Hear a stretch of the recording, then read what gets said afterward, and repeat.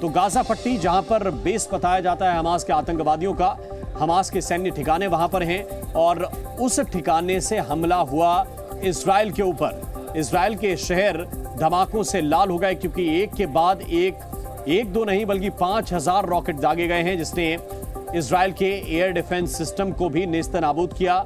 और air defence system कुछ rockets को रोकने में तो कामयाब रहा, लेकिन कई रॉकेट ऐसे थे जो उसके कई इलाकों में गिरे और इस अफरा तफरी का फायदा उठाकर जो सीमाई इलाका है वहां से आतंकवादी भी दाखिल हुए और सड़कों पर उत्पात मचाते नजर आए।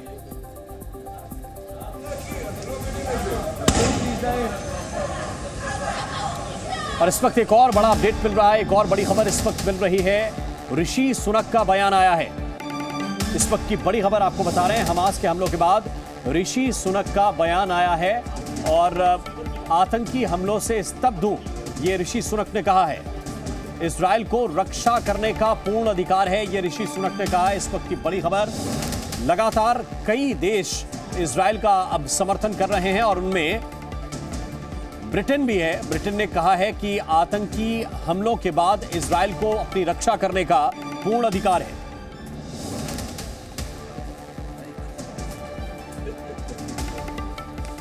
तो एक तरफ रूस और यूक्रेन का युद्ध अभी तक थमा नहीं है, लेकिन अब दूसरा युद्ध सामने नजर आने लगा है क्योंकि ये स्पष्ट रूप से इजराइल की तरफ से कह दिया गया है कि ये जो हमास का हमला है ये किसी युद्ध से कम नहीं है और हम भी उसी अंदाज में जवाब देंगे। इसकी कीमत, हर रॉकेट की कीमत हमास को और फिलिस्तीन को चुकानी पड़ेगी।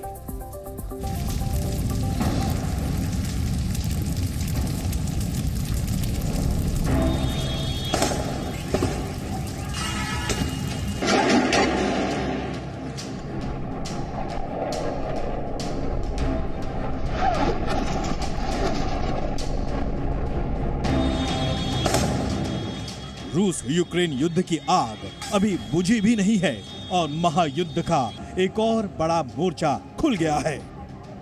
हमास ने इजराइल पर जिस अंदाज में हमला बोला है उससे तो यही लग रहा है कि अब ये आग महायुद्ध में तब्दील होने वाली है।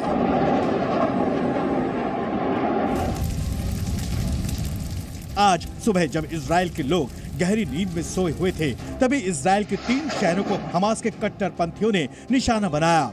ये निशाना ऐसा भयानक था कि किसी को संभलने का मौका तक नहीं मिला और एक के बाद एक ताबड़तोड़ अंदाज में 5000 से ज्यादा रॉकेट 3 शहरों के अलग अलग इलाकों को दहलाने लगे।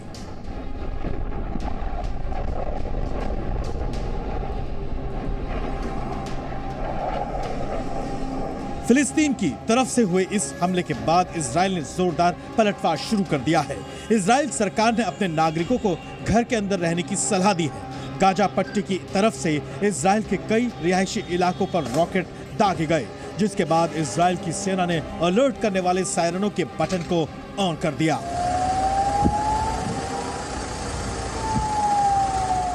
इन सायरनों की गूंज इजराइल की राजधानी तेल अवीव तक सुनाई दी। इन हमलों के फौरन बाद इजराइल के प्रधानमंत्री बेंजामिन नेतन्याहू मीडिया से मुखातिब हुए और कहा कि अब हम युद्ध में उतर चुके हैं, लिहाजा इसे युद्ध का औपचारिक ऐलान माना जा रहा है। לא בסבבים, במלחמה. הבוקר חמאס פתח במתקפת פתע רצחני נגד מדינת ישראל ונגד אזרחיה. אנחנו בתוך זה משעות הבוקר המוקדמות. כינסתי את ראשי מערכת הביטחון, הנחיתי קודם כל לטהר את היישובים מהמחבלים שחדרו פנימה. הפעולה הזאת מתבצעת בשעות הללו. במקביל הוריתי לבצע גיוס מילואים נרחב ולהשיב מלחמה שערה בעוצמה ובהיקף שהאויב לא הכיר. האויב ישלם מחיר שהוא לא ידע כמותו. אני קורא בינתיים לכל אזרחי ישראל להישמע בקפדנות להנחיות הצבא, להנחיות פיקוד העורף. אנחנו במלחמה ואנחנו ננצח בה.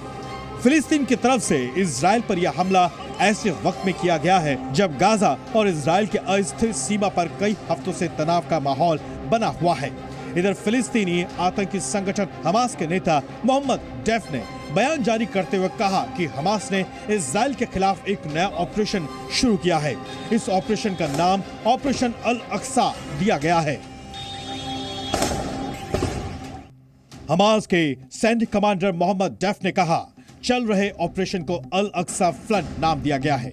ये यरूशलेम में अल अक्सा मस्जिद को इजराइल की तरफ से अपवित्र करने का बदला है। दरअसल इजरायली पुलिस ने अप्रैल 2023 में अल अक्सा मस्जिद में ग्रेनेड फेंके थे।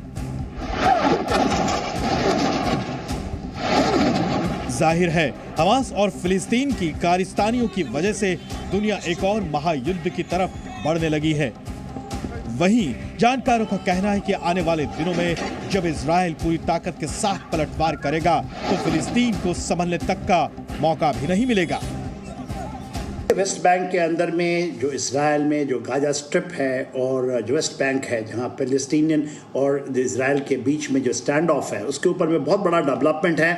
और वहाँ पर हमास ने जो कि गाजा स्ट्रिप को ऑक्यूपाई किया है 2006 से उनका ऑक्यूपेशन है और 2005 में इजराइल यहाँ से निकला था। उसके बाद वो उसके ऊपर में सबसे बड़ी कार्रवाई है और इजराइल ने स्टेट ऑफ वॉर अलर्ट जारी कर दिया है जिसके अंदर में वो अपने रिजर्विस्ट को कॉल कर रहा है, कॉलिंग द रिजर्विस्ट।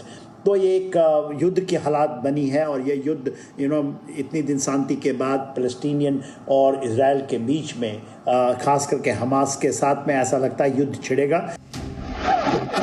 इजराइल पर पहले हमला बोलकर हमास ने अपने इरादे जाहिर कर दिए हैं।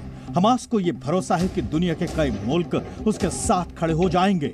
वहीं दुनिया पर एक महायुद्ध भारी पड़ने वाला है क्योंकि इस युद्ध का असर दुनिया के तमाम मुल्कों पर होगा।